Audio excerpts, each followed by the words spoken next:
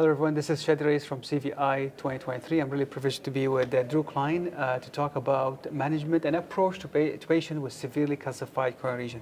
Drew, always nice to see you. Great, you too, buddy. Yeah. So calcification is a challenge, and we know see more calcium because we image more now.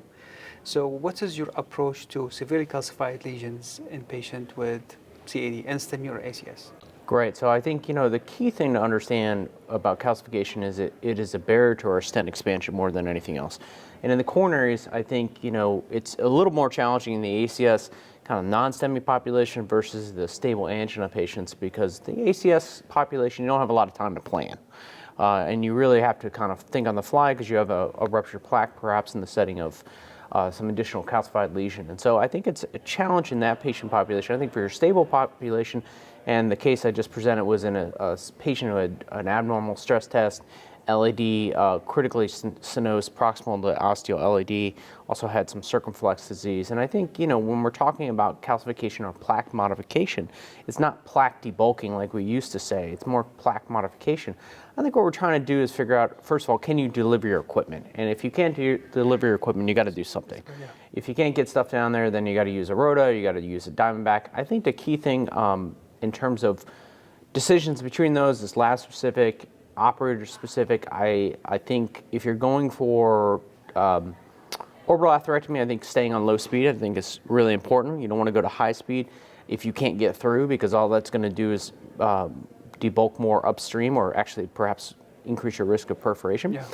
Where I like going with a 1.5 millimeter burr right off the bat for a rotablade that kind of gets you an ability to get stuff down there. It's not going to do any debulking, but hopefully it's going to do some plaque modification, cracks, whatever it may be.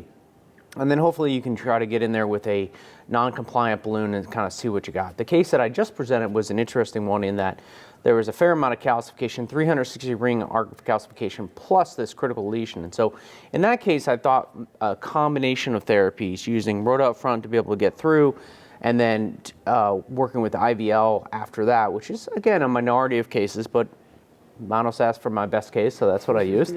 And so using a 4 millimeter shockwave balloon, again, using intravascular ultrasound guidance, there's a lot of debate, not about whether or not you should use IVUS, but where do you size to? And everyone's like, great result, but I think you oversized. And I think the challenge there is, where do you go to? You reference segment? Are you trying to, and it's always hard because a lot of these patients have positive remodeling. Their prox LADs or their vessels may be bigger than you think it is, and I think absolutely there's a tendency to undersize. While I think the better thing would be to appropriately size using imaging and understanding how you can best do it. And I think 100% of your cases should be IVUS or OCT guided. Yeah. So when you did atherectomy, right? Created channel. It was easy to. Or I should ask you, how often is it easy to deliver shockwave or lithotripsy balloon to that lesion without ballooning?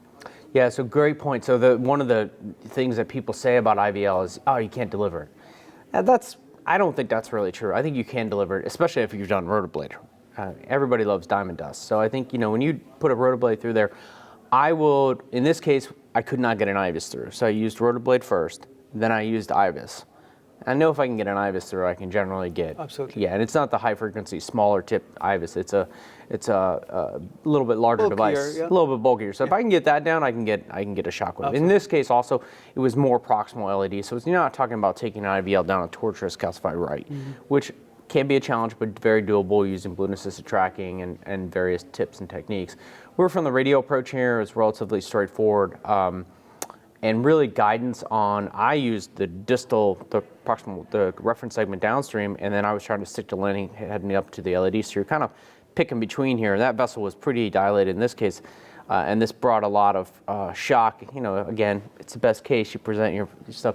I wound up post-dilating my stent to 5 millimeters in the proximal LED. Wow. Oh. And everyone's like, "Oh, you oversized the stent." I'm like, "Yeah, well, it is what it is." When it's severely calcified, you have a ring of calcium. You cannot see beyond what is the media, what is the. No idea where I was going. So it's so you do your best by sizing proximally, especially if it's proximal. Yep. I mean, 4+ is very fair. I think 4+ for prox LED is very fair. I think the challenge that, as I mentioned, is if you think that if you were ever thinking about putting a 2.5 millimeter stent in the proximal LAD, you're wrong. Unless it's about a 4'5", 50-pound person. Even then, probably has a bigger vessel than a 2.5. So use your nitrates, and I see this, I'm sure you've seen this too.